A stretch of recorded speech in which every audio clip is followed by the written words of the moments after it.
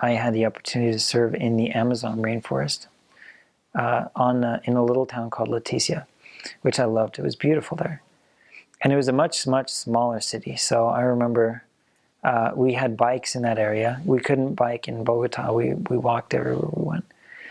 But in Leticia, we had bikes. And so we could bike from one side of the city to the other side of the city and be there in 5 to 10 minutes.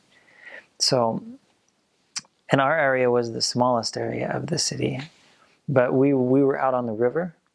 On the Amazon, the houses are made of wood. On the river, they build the houses of wood, and they build them on top of sticks. So they're just these wooden houses on sticks, and they build them that way because the river grows during the year, and it floods little by little, and so the water keeps rising and rising and rising, and it rises all the way up to the houses. The year I was there, the river rose more than it had in 26 years.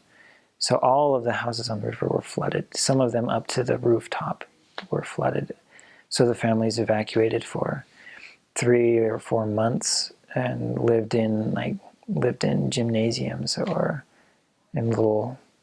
in these other buildings where they all kind of camped out for a few months and for the river to go down again, and then they all returned to their homes. Really interesting, really fascinating. You see a lot of people riding in on canoes. There were some places that we weren't able to get to because an island out in the middle of the river, we couldn't take canoes out there.